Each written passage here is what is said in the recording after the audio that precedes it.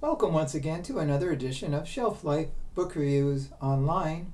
Thank you for taking the time to watch my video. If you're watching it on YouTube, hopefully you will subscribe to my channel if you have not already, or if you're watching this on Facebook, that you will add me to your list and you will refer to this book review site often, and tell your friends as well too. I'm going to, this time out, going to present to you two nonfiction books. Very interesting, very different. And the first one is Things I Should Have Said by Jamie Lynn Spears. This is published by Worthy and it retails for $33. The big question is this worthy of your time? There's little question that if Jamie Lynn Spears did not have a famous big sister, Britney Spears, this book likely would not have been written. The woman is not that old, so it really is it about her? Is it about exploiting her sister? I guess you can be the judge of that. The book is interesting. She talks about life with her parents.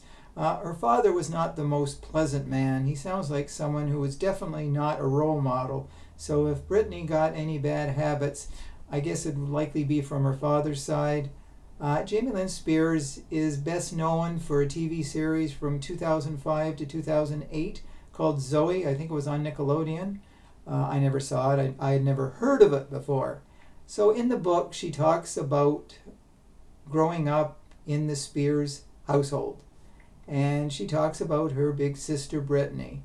Now, it is very interesting that she is condemning Brittany for a lot of her things when her own life was filled with a lot of inconsistencies and problems. She got pregnant at age 16, so she got out of the acting business to have her child.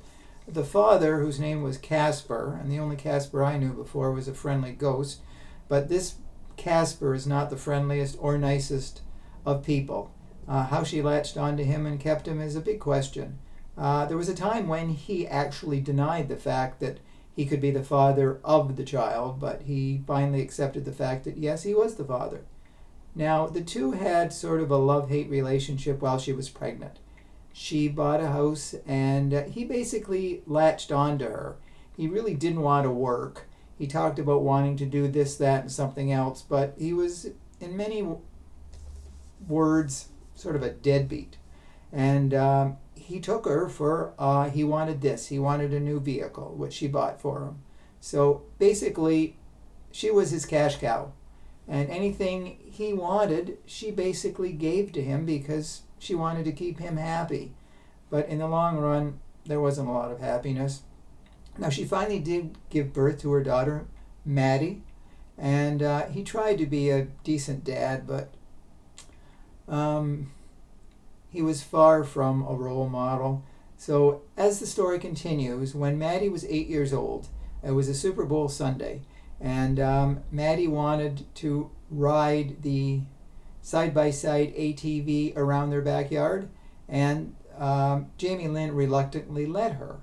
And they strapped her in, and as she was circling around the last time, there was a big pond by the area, and I guess the ATV tipped over and she went in the pond, and she was still strapped into the ATV, and they had to call emergency, of course.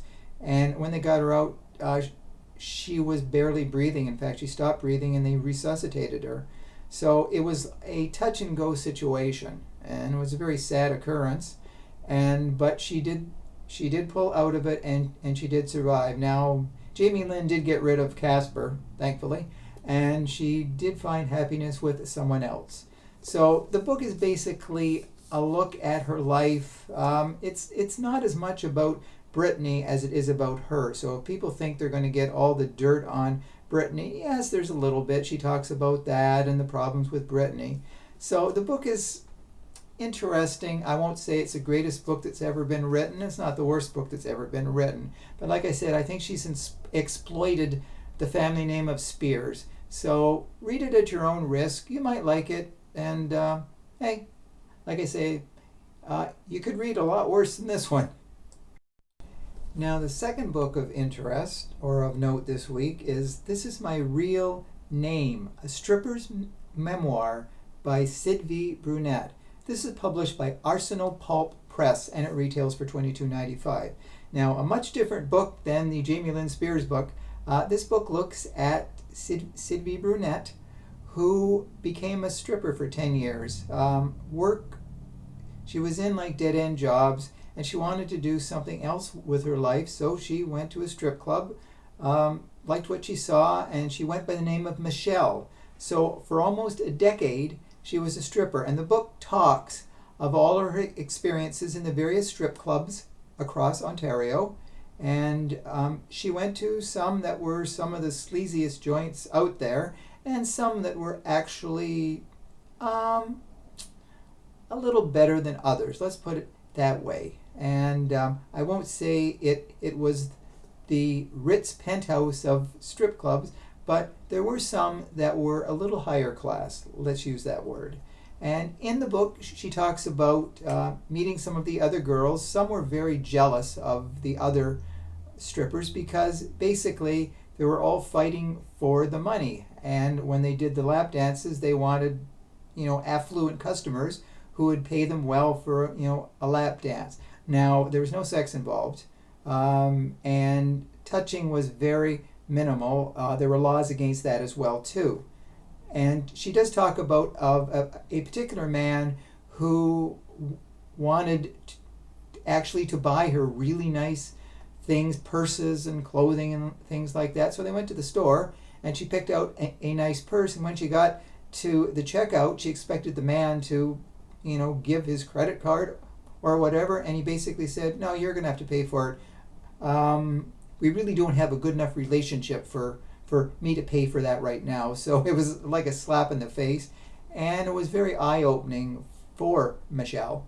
And but various strip clubs have different rules, and some of the managers and owners cared more about others. Some these women were just basically objects, and as long as they got their percentage of what the women were making and brought in the customers who drank and forked out the money, they were happy.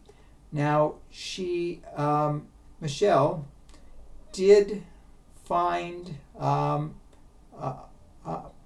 positive friends, and she had very close friends in the business, some that were really bosom buddies for life, and others that they just didn't warm up to her, and she didn't warm up to them. So the book is not overly sexualized. Like, it does talk, in terms of sex, in different things. It talks about the clothing they wore, the makeup, a lot of rules and regulations, and how some of the owners basically said, "You're not good enough to be here. Why were you hired? You're not good enough looking." So that was a few slaps in the face as well from that. So, but for a different kind of book, This Is My Real Name is it's an eye-opening look into the world of the strip joint, club joint, whatever you want to call it. And if I were going to compare the two books, the first one, the Jamie Lynn Spears, I would say if you had to pick of two books, I would pick this one. So those are the two books that I wanted to draw to your attention this time out. Hopefully when you're at your bookstore, you will look at both and very seriously consider them. So I welcome your comments as well about these reviews. So thank you as always for taking the time to watch these reviews. I say, as I always say, stay safe, stay sane, stay social distancing, and do stay in touch. And thank you again for your time. Bye for now.